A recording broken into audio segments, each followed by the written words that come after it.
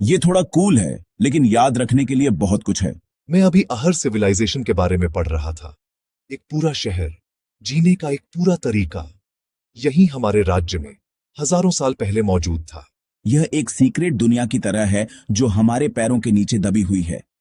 क्या तुम कल्पना कर सकते हो कि उदयपुर में अहर नदी के पास लगभग 4000 साल पहले लोग रहते थे? मेरा तो दिमाग घूम गया। इसमें लिखा है कि अहर सिविलाइजेशन, जिसे बनास कल्चर भी कहते हैं, मैनली, उदयपुर, चित्तौड़गढ़ और दक्षिणी राजस्थान एरिया में थी। बुक में लिखा है कि यह लगभग 3000 ईसा पूर्व शुरू हुई थी। ये बहुत बहुत पहले की बात है। ना फोन, ना कारें, आज जैसी दुकानें भी नहीं थीं।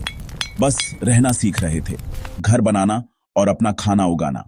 यह रियल लाइफ स्ट्रैटेजी गेम जैसा था, लेकिन उनके लिए ये बस जिंदगी थी। तो उनकी डेली लाइफ कैसी थी? बुक में उनके घरों के बारे में एक सेक्शन है।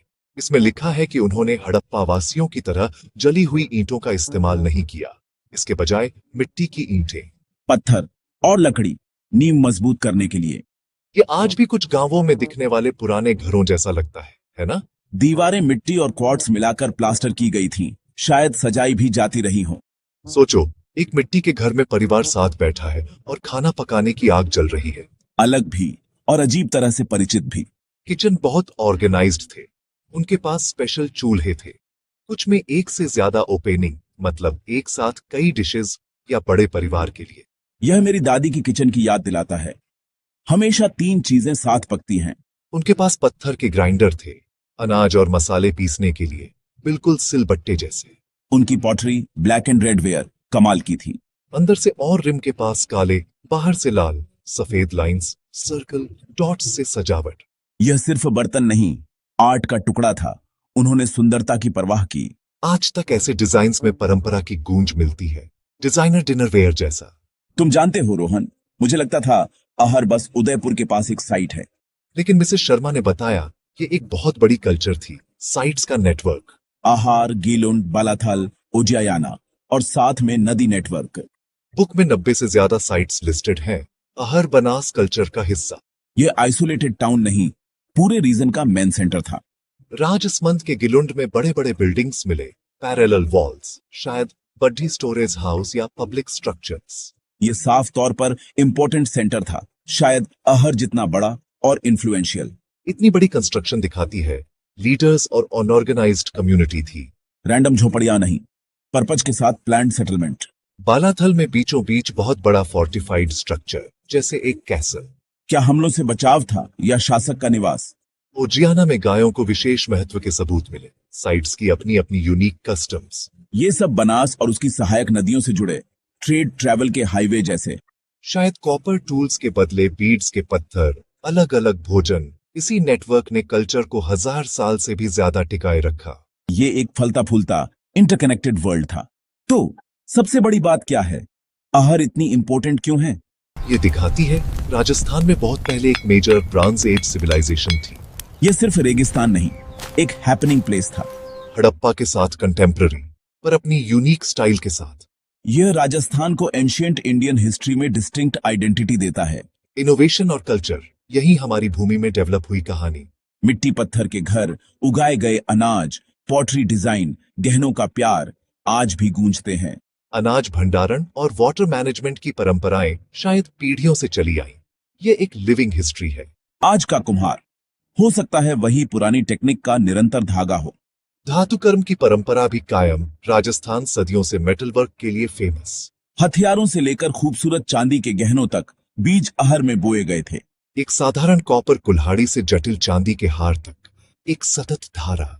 लोग अक्सर सिर्फ हड़प्पा की बात करते हैं, अहर दिखाता है अन्य रीजनल पावर भी थे। उन्होंने ट्रेड किया, पर कॉपी नहीं, अपनी टेक्नोलॉजी, आर्ट और आइडेंटिटी थी। एंशिएंट इंडिया एक पैचवर्क था और अहर राजस्थान को उस टेबल पर गर्व की सीट देता है। यह हमारा इतिहास है और यह ऑनसम है। तुम्हें सबसे अमेजिंग बात क्या लगती है रोहन? मेरे लिए ब्लैक एंड रेड वेयर, कितना कूल और स्टाइलिश। म्यूजियम में उस सफेद पेंट के ब्रश स्ट्रोक को करीब से देखना चाहूंगा। मेरे लिए कॉपर इंडस्ट्री, टोटल साइंस और इंजीनियरिंग, ओर ढूंढना, सही फर्नेस, फिर टूल्स में कास्ट करना, प्रॉब्लम सॉल्वर्स थे। बिना मैनुअल, ऑब्जर्व, एक्सपेरिमेंट और ज्ञान साझा करके सीखा। चट्टान से टूल, यही सब टेक्नोलॉजी की नींव। वे राजस्थान के ओरिजिनल टेक्नी थे।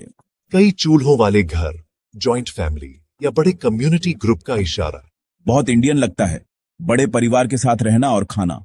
कल्पना करो, बच्चे दौड़ते, बुजुर्ग कहानियां सुनाते और मल्टी माउथड स्टोव पर खाना पकने की खुशबू। इतिहास जिंदा हो उठता है। अहर, राजस्थान की शुरुआत की कहानी, खेती से कला तक हमारी विरासत। उदयपुर जाकर अहर म्यूजियम देखने का मन है। उसी जमीन पर खड़ा होना जहां यह सभ्यता फली, इनक्रेडिबल होगा। ठीक है, अब इतिहास के लिए बस इतना ही। चलो क्रिकेट खेलते हैं। लेकिन वह म्यूजियम ट्रिप जरूर प्लान करेंगे। डन। मेरे अंकल एक आर्कियोलॉजिस्ट, वे इसे ताम्रवती नगरी यानी कॉपर सिटी कहते हैं। वे कॉपर के साथ काम करने में टोटल एक्सपर्ट थे। सिर्फ ठोकना नहीं, रियल स्किल्स। पास की अरावली पहाड़ियों में कॉपर ओर ढूंढते थे, फिर पिघलाकर हर तरह की चीजें बनाते थे। फर्नेस, हीट कंट्रोल, टूल्स बनाना, उस टाइम के लिए सीरियस इंजीनियरिंग। टेक्स्ट बुक से आगे बढ़कर रिस्पेक्ट बढ़ जाती है। हम खुद को एडवांस्ड समझते हैं, पर वे पायनियर्स थे। उन्होंने मेटलर्जी का पता लगाया। कुल्हाड़ी, चूड़ियां, अंगूठियां, हर तरह के औजार। यह सिर्फ किसानों का गांव नहीं, एक इंडस्ट्रियल हब, टेक्नोलॉजी का सेंटर था। वे सिर्फ सरवाइव नहीं, इनोवेट कर रहे थे। अपने बैकयार्ड के रिसोर्सेज से कॉम्प्लेक्स सोसाइटी बनाई। जैसे धरती का सीक्रेट नॉलेज उनके पास था। उसी से उनका शहर इंपॉर्टेंट और पावरफुल बना। और हमें अपनी जड़ों से एक सीधा गर्व भरा कनेक्शन मिलता है।